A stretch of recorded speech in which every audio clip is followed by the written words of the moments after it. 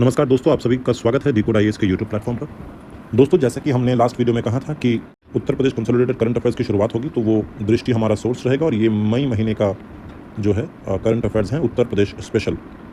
ठीक है, तो इस पर फोकस करते हैं। पहले समझ लेते हैं कि इसमें टॉपिक्स क्या क्या हैं। यहाँ पर आप लोगों को टॉपिक्स दिख रहे होंगे, जैसे ई पेंशन पोर्टल क्या है, बुंदेलखंड एक्सप्रेस वे क्या है, ड्रग वेयर हाउसेज जो हैं वो उत्तर प्रदेश के हर डिस्ट्रिक्ट में बनने वाले हैं, तो इससे क्या फ़ायदा होगा, ये ड्रग वेयर हाउसेज होती क्या है। इनके ऊपर वाले जो टॉपिक्स थे, जैसे ये ई पेंशन पोर्टल, ये क्या है, इससे किसको फ़ायदा मिलेगा, इसका पर्पस क्या है बनाने के पीछे, ये सारी चीज़ों पर आपको फोकस करना है। दूसरी चीज़, बुंदेलखंड एक्सप्रेस वे, जाहिर सी बात है ये ट्रांसपोर्टेशन और ट्रेड और पीपल की मूवमेंट अपने स्टेट के एक जगह से दूसरी जगह, ये सारी चीज़ों में कम्युनिकेशन में फ़ायदा करेंगे। लेकिन ये किस किस एरियाज़ को कवर कर रहा है, कौन से एरियाज़ को जोड़ रहा है, ये समझना ज़रूरी है। इसके अलावा ई लर्निंग जो होती है, ई लर्निंग पार्क जो है वो उत्तर प्रदेश के हर डिग्री कॉलेज में बहुत जल्द स्टार्टेड सून शुरू होने वाली होगी, इस पर भी हम लोग चर्चा करेंगे। इसके अलावा हाईटेक नर्सरीज, ये नर्सरीज बेसिकली प्लांट्स और हॉर्टिकल्चर से रिलेटेड है ये टॉपिक, तो इंपॉर्टेंट बनता है। तो वो हर डिस्ट्रिक्ट ऑफ उत्तर प्रदेश में इसको जो है पारित किया जाएगा।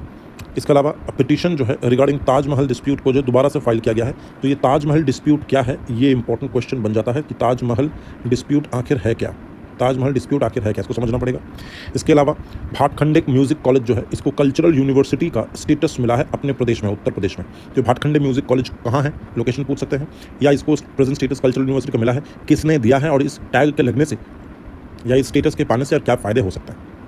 इसके अलावा जो है वो सीनियर एडवोकेट अजय कुमार मिश्र जो हैं वो नए advocate general of the state घोषित किए गए हैं। सबको पता होगा, आप सभी को जो लोग एग्ज़ाम दे रहे हैं, कि जो स्टेट एग्जीक्यूटिव होती है, स्टेट एग्जीक्यूटिव होती है, उसमें से एक पोस्ट होता है, स्टेट एग्जीक्यूटिव का पार्ट होता है advocate general of the state.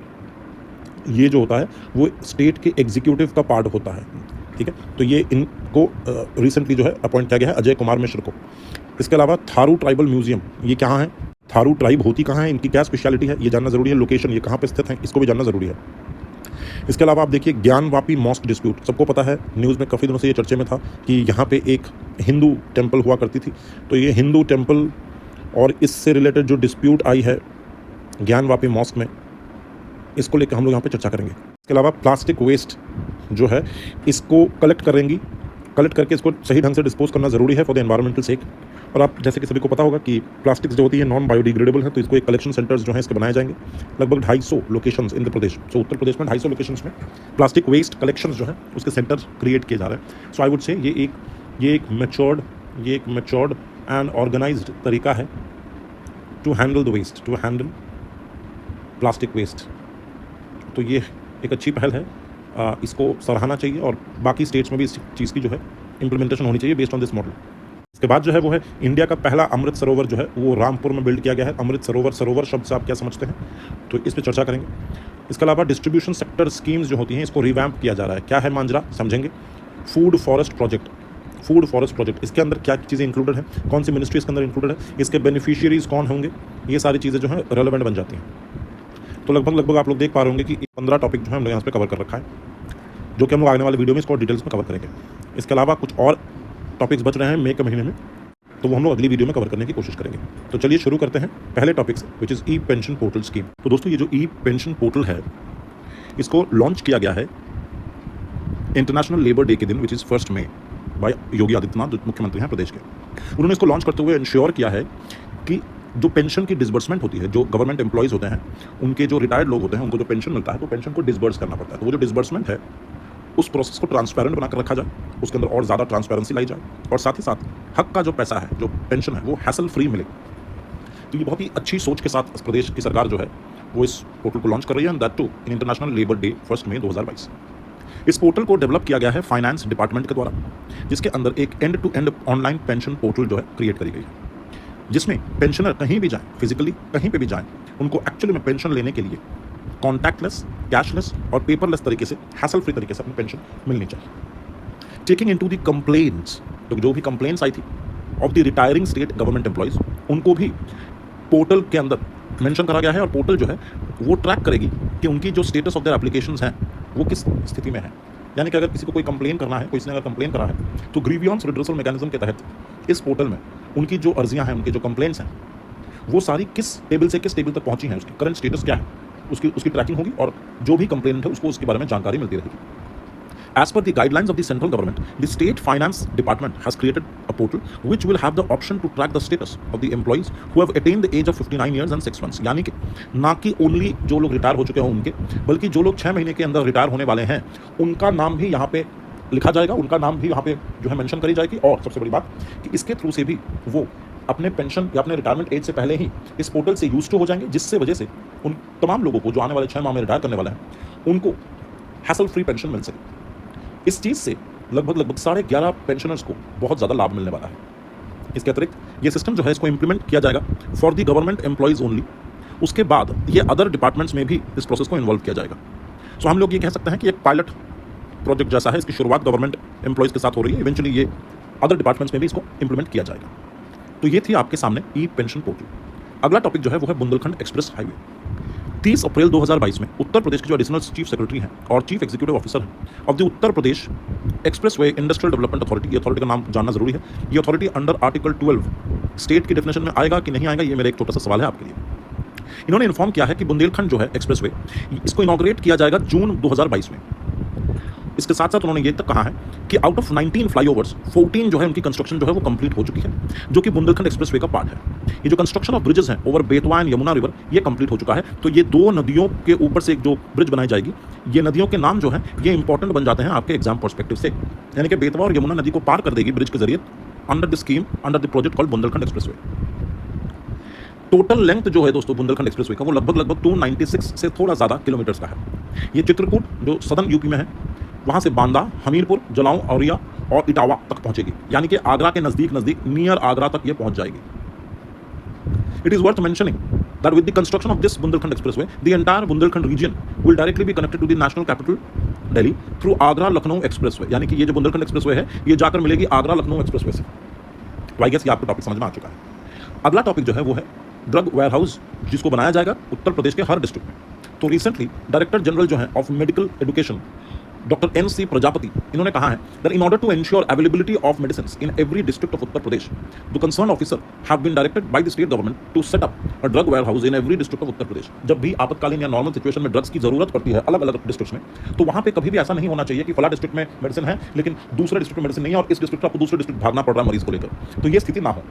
तो जाहिर सी बात है ये पब्लिक वेलफेयर के लिए बहुत ही एक अहम भूमिका निभाएगी। इससे कुछ की पॉइंट्स जो हैं वो ये हैं कि जो हेल्थ डिपार्टमेंट है उन्होंने प्रिपेयर किया है एक एक्शन प्लान, जिसके अंदर 25 ड्रग गोडाउन्स जो हैं will be inaugurated in 8 districts of Uttar Pradesh, जिसके अंदर रायबरेली है, सीतापुर है, गोंडा है, बाराबंकी है, शाहजहांपुर है, औरैया है, फर्रुखाबाद है, संभल है, और ये सारे काम जो है अगले 2 साल के अंदर हो जाने चाहिए। डॉक्टर प्रजापति और भी कहते हैं the control of all these drug godown या वेयर हाउसेज जो हैं वो सर्वेलेंस या उनकी जो कंट्रोल है, मॉनिटरिंग है, वो डायरेक्टली करी जाएगी by the DG office in Lucknow. तो ये भी इंपॉर्टेंट चीज़ है जो आपको ध्यान रखनी है। अगले टॉपिक की तरफ बढ़ते हैं, which is e learning park, जो कि हर उत्तर प्रदेश के डिग्री कॉलेज में इंट्रोड्यूस करने वाले हैं। इसका क्या मतलब है समझते हैं। रिसेंटली हायर एजुकेशन मिनिस्टर जो है प्रदेश के, उन्होंने एक नया इनिशिएटिव जो है उसको लॉन्च किया है, जिसमें उन्होंने कहा है कि सरकार जो है प्रमोट करना चाहती है innovation in higher education institutions. इसके अंतर्गत ई लर्निंग पार्क्स बनाए जाएंगे लगभग 120 डिग्री कॉलेज में। इसमें फायदा ये होगा कि 87 ई लर्निंग पार्क्स जो है प्रदेश में वो ऑलरेडी काम उनका खत्म हो चुका है, जो रिमेनिंग काम बचा हुआ है वो आने वाले 100 दिनों में खत्म हो जाएगा। इसके अतिरिक्त these e learning parks will be equipped with computers, internet connection, wifi and a digital library. इसके अतिरिक्त एक अबैकस यूपी पोर्टल, ये आपके लिए एक MCQ के लिए इंपॉर्टेंट क्वेश्चन बनता है। अबैकस यूपी पोर्टल जो है इसको लॉन्च किया जाएगा आने वाले 100 दिन के अंदर। इसके अतिरिक्त क्या होगा कि various issues with respect to student and teachers वो सारे इसके साथ कनेक्टेड होंगे। अबैकस यूपी जो है ये न्यू एजुकेशन पॉलिसी का ही एक पार्ट है। न्यू एजुकेशन पॉलिसी के अंतर्गत ही इस पोर्टल को बनाया गया है। अगला टॉपिक जो है दोस्तों वो है hi tech nurseries to be developed in every district of Uttar Pradesh. इसके अंदर क्या होगा कि जो डिप्यूटी चीफ मिनिस्टर हैं केशव प्रसाद मौर्य जी, उन्होंने रूरल डेवलपमेंट ऑफिशियल्स को जो है डायरेक्ट किया है कि हर डिस्ट्रिक्ट में 2 हाईटेक नर्सरीज जो है वो बनाए जाए प्रदेश में। लगभग 80 के आसपास डिस्ट्रिक्ट्स हैं। तो अभी तक का इनका जो प्रोग्राम है वो 150 हाईटेक नर्सरीज का है, जिसके अंदर फ्रूट्स और अदर सिलेक्टेड वेजिटेबल्स की जो सैपलिंग्स हैं इसको आने वाले 100 दिन में बनाए जाएंगे। ये जो नर्सरीज हाईटेक नर्सरीज हैं इनको बनाने का काम जो है आने वाले 100 दिन के अंदर कंप्लीट हो जाएंगे। 150 जो हाईटेक बनेंगे इनको बनाने का काम जो है वो 100 दिन में कंप्लीट हो जाएंगे under the MG NREGA act या Mahatma Gandhi national rural employment guarantee scheme के अंदर जितने लोग काम करते हैं उनके थ्रू से ये 150 हाईटेक जो नर्सरीज हैं इनको बनाया जाएगा लगभग 150 आने वाले 100 दिन में। इसके लिए लगभग ईच नर्सरी जो है इसकी जो कॉस्ट पड़ेगी हर एक नर्सरी की वो लगभग 1 करोड़ रुपए पड़ेंगे। One nursery will produce approximately 15 lakh saplings every year. तो अभी इन्वेस्टमेंट बहुत ज़्यादा लग रहा है कि 150 हाईटेक बनेंगे तो 150 करोड़ लगेंगे, लेकिन ये 150 करोड़ जब हर साल 15 लाख सैपलिंग्स बनाएंगे, प्रोड्यूस करेंगे, तो उसकी बिक्री से ये पैसा जो है तुरंत ही रिकवर हो जाएगी। The cost of each nursery की बात हम लोगों ने करी। इसके बाद जो है वो है हाईटेक नर्सरीज जो है बन तो गई हैं, अब इसको मेंटेन कौन करेगा, इनको आगे चल के डेवलप कौन करेगा। देखिए इसकी जो जिम्मेदारी है वो डिपार्टमेंट ऑफ हॉर्टिकल्चर ने ऑलरेडी ले रखा है। मेंटेनेंस जो इसकी होगी वो होगी नेशनल रूरल लाइवलीहुड मिशन के तहत लोगों को काम पे लगाया जाएगा। तो यहाँ पे 2 स्कीम्स का इंट्रोडक्शन हो रहा है जिसको इंप्लीमेंट किया गया है, स्कीम को पूरी तरीके से ग्राउंड पे इंप्लीमेंट करने के लिए। नंबर 1 जो कंस्ट्रक्शन वाली काम है वो Mahatma Gandhi national rural employment guarantee act के थ्रू से होगी, और जो मेंटेनेंस वाली काम है उसके अंतर्गत जिन लोगों को लिया जाएगा उनको नेशनल रूरल लाइवलीहुड मिशन के तहत लिया जाएगा।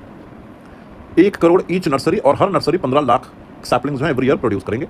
आपको इतना ध्यान रखना है। इसके बाद हम लोग बात करते हैं ताजमहल डिस्प्यूट के बारे में। बात करते हैं ताजमहल डिस्प्यूट के बारे में, जिसको दोबारा से फाइल किया गया है। 7 मई 2022 में एक पिटीशन फाइल करी गई है Lucknow bench of Allahabad high court में, जहां पे ये सच्चाई जानने की मांग हो रही है कि एक्चुअली में हिस्ट्री ऑफ ताजमहल है क्या।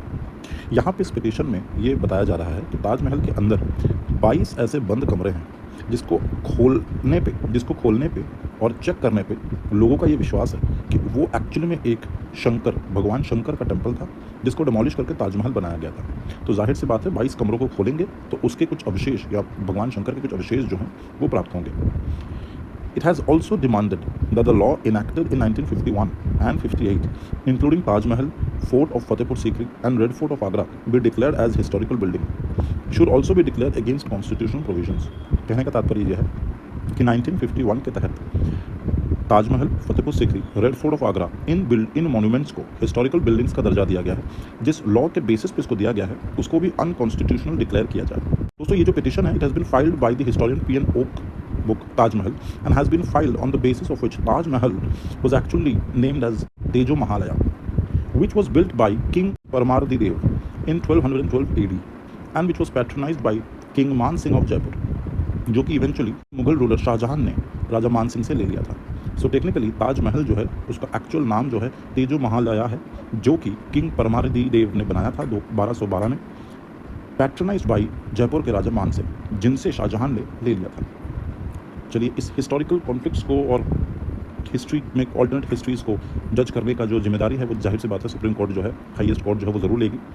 इसके फलस्वरूप it may be recalled that in year 2015 a petition was filed in Agra civil court to declare Taj Mahal as lord Shiv Agreshwar Mahadev Nagnatheshwar Virajman Tejo Mahalaya on the basis of which, जिसकी जो बेसिस है, इसको डिक्लेयर करवाने की जो बेसिस है वो ये है कि किंग परमारदी देव जो है उनकी एक इंस्क्रिप्शन है इन बातेश्वर। तो बातेश्वर की इंस्क्रिप्शन में इस बात का जिक्र किया गया है कि 1212 में तेजो महालया को बनाया गया था। हाउएवर 2017 में central government and archaeological survey of India has filed a counter affidavit denying that there should be any temple और शिवलिंग इन द ताजमहल और कंसिडर इट एज तेजो महालया। तो 2017 में इसको खारिज कर दिया गया था, इसीलिए दोबारा से पिटीशन फाइल कराई गई है। आगे देखते हैं दोस्तों, अगला टॉपिक जो है वो है भातखंडे म्यूजिक कॉलेज। उत्तर प्रदेश की जो कैबिनेट मीटिंग हुई थी 10 मई 2022 में, इसमें ये प्रपोजल जो है अप्रूव किया गया to grant the cultural university tag with the Bhatkhande musical college. इससे फ़ायदा क्या होगा, बात को समझते हैं। भातखंडे म्यूजिक इंस्टीट्यूट जो है ये एक डीम्ड यूनिवर्सिटी है funded by the department of culture and is currently established for the teaching of various disciplines of classical music. In the second decision the state cabinet जो है अप्रूव करती है Uttar Pradesh international medal winners direct recruitment rule 2022 for appointing the medal winners in the international sports directly to the 24 gazetted officer. These 24 posts belong to 9 different departments like rural development, secondary education, basic education, home, panchayat Raj, youth welfare, transport, forest and revenue। तो ये जो second decision है ये completely अलग एक सब topic है, याद रखिएगा कि ये जो international medal winners direct recruitment rules है 2022 का, ये एक अलग टॉपिक है।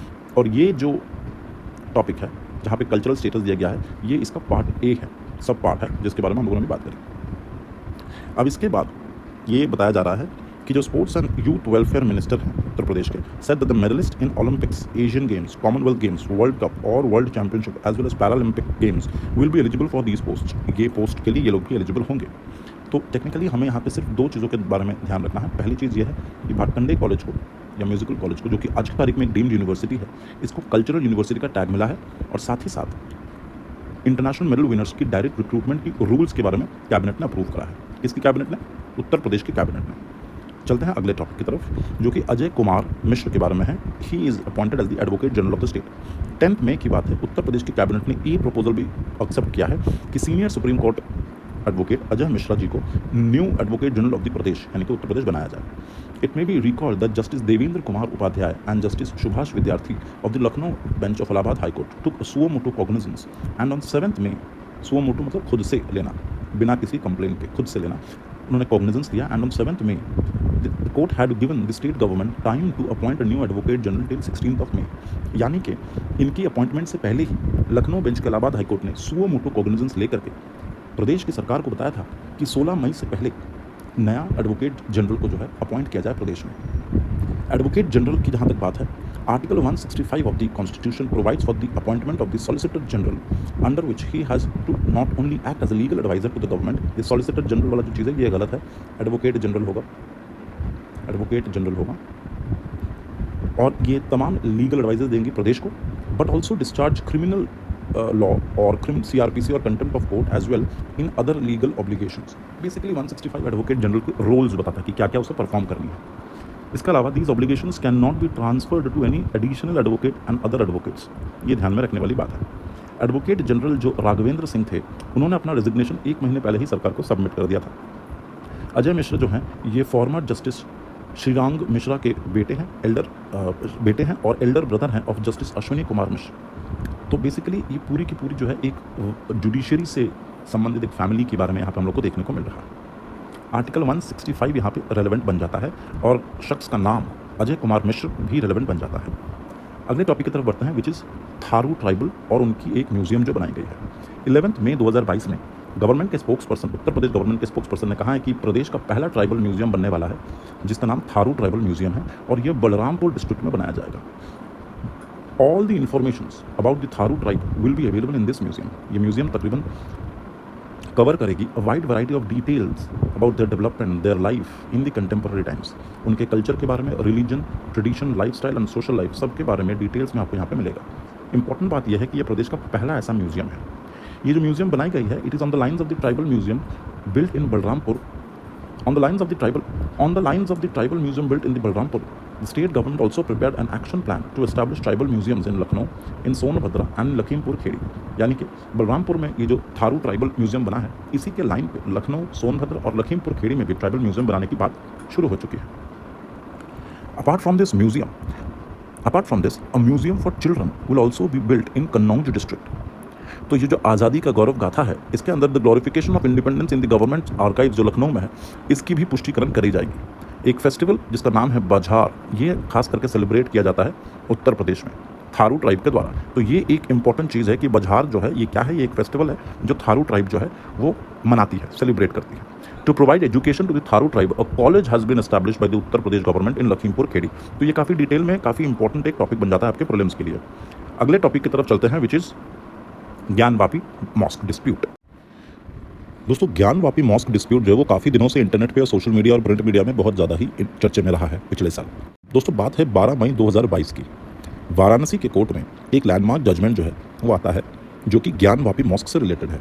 इस जजमेंट में ये कहा जाता है कि they have refuse to remove the advocate commissioner Ajay Kumar Mishra, who was appointed for the survey of the mosque and ordered a survey of the basement of the Gyanvapi mosque before 17 May. यानी कि बनारस के कोर्ट ने ये जजमेंट दिया है कि Gyanvapi mask के basement पे एक सर्वे की जाए।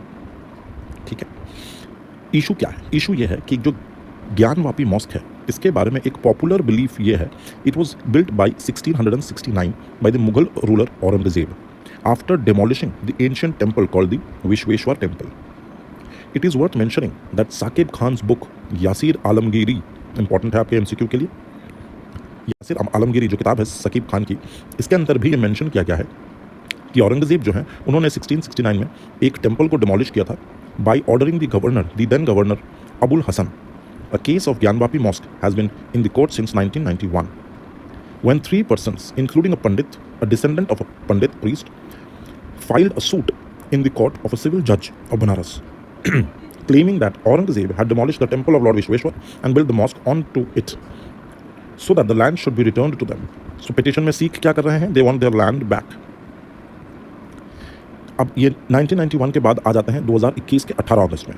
The same court in Banaras, 5 women had filed a petition demanding to worship in the temple of Mother Makeup Gauri. Mother Gauri को पूजना चाहते हैं, accepting which the court constituted a commission to know the present status of the Gauri temple. In this context, the court asked the court to give a survey report by videographing the idol of Mother Goddess Gauri and the Gyanvapi complex, which was created an uproar as questions were raised on the impartiality of the court commissioner appointed by the Muslim side of the survey. Vijay Shankar Rastogi, जो है, appearing for the Hindu side, had submitted a map of the entire Gyanvapi complex as evidence in the court, which mentions that the Hindu deities around after the entrance of the mosque, as well as Vishweshwara temple, Gyankoop जो है, the big Nandi and the basement of the Vyas family, ये सारे जो हैं evidences हैं. There has been a controversy over the survey and the videography at the basement. At the same time, Muslim side says no decision can be given on the dispute which is under the Religious Places Act 1991. इस act के तहत under section 3 of the act it is prohibited to convert a religious place of worship even its clause into a place of worship of a different religion. इसका मतलब यह है कि जितने सारे रिलीजियस टेम्पल्स हैं, मॉस्क्स हैं, जिस भी नाम से ऑलरेडी हैं, एग्जिस्टेड हैं, after the 1991 act of religious places act जब ये पास हो गया था, उसके बाद से ये स्टेटस को मेंटेन कराई जाएगी अंडर सेक्शन 3. जो जैसा जिस नाम से उसी नाम से रह जाएगा, ऐसा सेक्शन 3 कहता है. तो इसको बेसिस बना के मुस्लिम्स ये कहते हैं कि रिलीजियस प्लेसेस एक्ट 1991 के सेक्शन 3 के तहत आज के तारीख में ज्ञानवापी मॉस्क को वापस से मंदिर में कन्वर्ट करना ये एक्चुअली में लॉ के अगेंस्ट में है.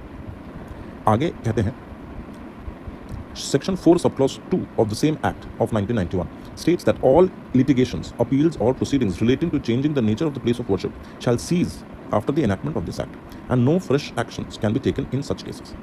However, if the change in the nature of the place of worship has occurred after the cutoff date, which is 15th August 1947, legal actions can be initiated in that case. इसका मतलब यह है कि देखिए 1991 में जब ये एक्ट पास हुआ था, उसकी सेक्शन 3 एंड सेक्शन 4 क्लॉज 2 ये कहता है कि जो भी मंदिर, मस्जिद, गिरजाघर जिस भी नाम से, जिस भी धर्म के लिए ऑलरेडी 15 अगस्त 1947 में एग्जिस्ट कर रहे थे, वो आगे भी एग्जिस्ट करेंगे. 15 अगस्त के पहले अगर कोई मॉस्क या कोई टेम्पल या इस तरीके की चीज़ें, वर्शिप की जो प्लेसेस हैं, इसमें परिवर्तन होता है तो बात और है.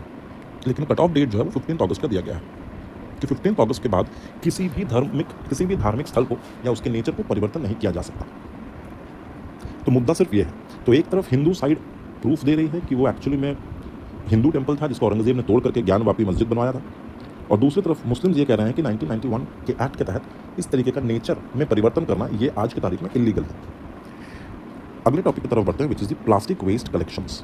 प्लास्टिक वेस्ट कलेक्शन सेंटर्स जो बनाए जाएंगे प्रदेश के 250 लोकेशंस पे.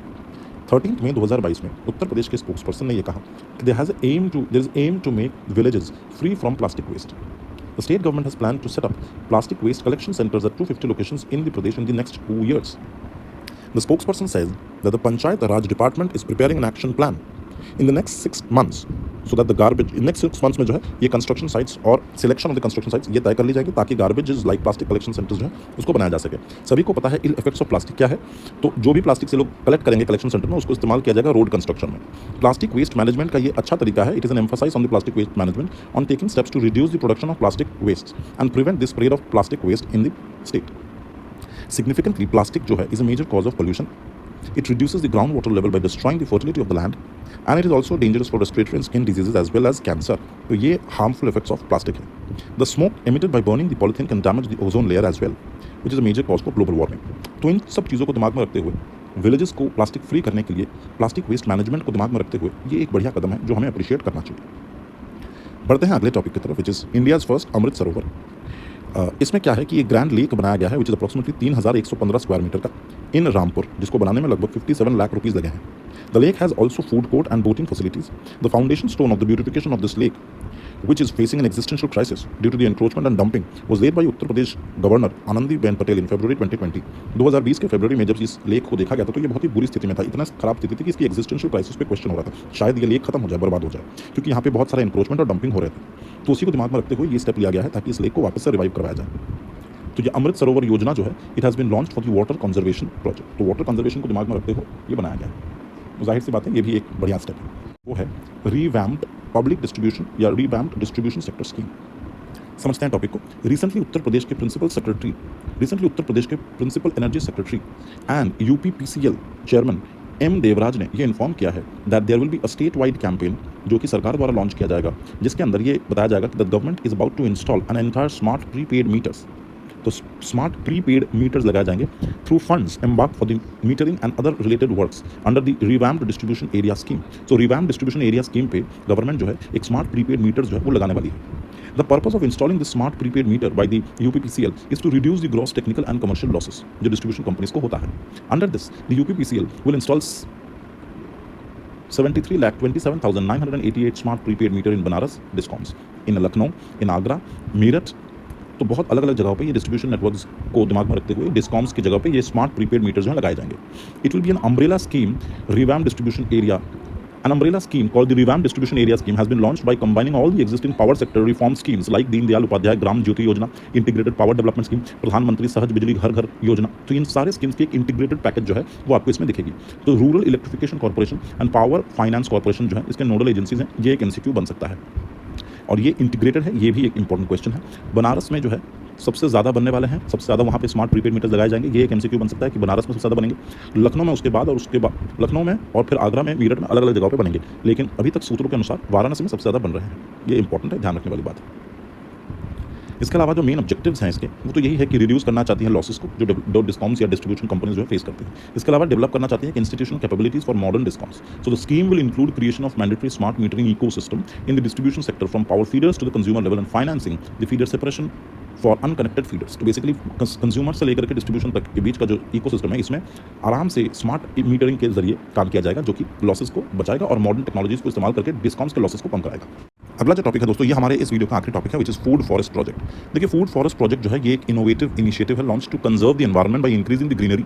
15 districts of different agro climatic zones have been identified where food forest will be developed. Bijnor जो है ये आइडेंटिफाई कराया गया। इसके अलावा अमरोहा, सहारनपुर को मैंगो बेल्ट बताया जा रहा है, संभल, रामपुर और बदाऊं को गुआवा बेल्ट बताया जा रहा है। Similarly fruit saplings will also be planted in other districts of Meerut, Ghaziabad, Moradabad etcetera.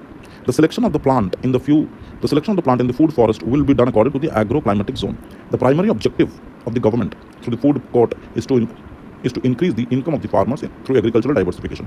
अब देखिए बात यहाँ पे ये है कि अगर हम लोग ये समझ जाते हैं कि एग्रो क्लाइमेटिक कंडीशंस को दिमाग में रखते हुए अगर हम लोग बेल्ट बनाते रहें कि ये बेल्ट इस फलाने फ्रूट के लिए बेहतर है या ये वाला बेल्ट मैंगो के लिए, ये वाला बेल्ट गुआवा के लिए, तो इससे होगा क्या कि हम लोग ऐसे फॉरेस्ट्री को डेवलप कर सकते हैं जिसमें फॉरेस्ट या पेड़ भी लगाए जाएंगे और साथ ही साथ जो है इनकम का जरिया भी बनेगा। तो बेसिकली एग्रीकल्चर को डाइवर्सिफाई किया जा रहा है कि आप सिर्फ एक या दो ही फसल से ना कमाइए बल्कि आप अलग अलग जगह से भी कमा सकते हैं। तो प्राइमरी ऑब्जेक्टिव तो इसका यही है। इसके अलावा अगर आप यहाँ इस लास्ट पैराग्राफ को देखते हैं तो यहाँ पे बताया जा रहा है कि for example mango, guava, pomegranate, papaya, saplings जो है वो प्लांट किए जाएंगे इन द फर्स्ट फेज, ठीक है। इन द सेकंड फेज जो है वो जामुन, बेर ये भी प्लांट किए जाएंगे and in the third phase तूर, मूंग, उड़द, पीज ये सब भी सो किए जाएंगे, इसको भी लगाया जाएगा। तो टेक्निकली हम पेड़ पौधे को इस तरह से इस्तेमाल कर रहे हैं, फॉरेस्ट एरिया को इस तरह से बढ़ा रहे हैं ताकि इनकम का सोर्स भी बने और साथ ही साथ खाने पीने का भी एक जरिया बने, एग्रीकल्चर में डाइवर्सिफिकेशन हो, फार्मर्स की इनकम बढ़े, एनवायरनमेंट को भी प्रोटेक्शन मिले। तो टेक्निकली ये एक काम से बहुत सारे फायदे हो सकते हैं। तो मेरे हिसाब से क्वेश्चंस जो हैं वो इसी के ऊपर बनेंगे कि मैंगो बेल्ट में कौन कौन से एरिया आते हैं, गुआवा बेल्ट में कौन कौन से एरिया आते हैं, this could be one MCQ. इसके अलावा फूड फॉरेस्ट इनोवेटिव इनिशिएटिव है क्या, इसके बारे में भी पूछ सकते हैं। तो इस वीडियो में इतना ही। अगले वीडियो में हम लोग मई महीने के रिमेनिंग टॉपिक्स को लेकर के आएंगे। अगर आपको वीडियो अच्छा लगा है तो जरूर से लाइक और सब्सक्राइब बटन जरूर दबाइएगा। Thank you so much. जय हिंद।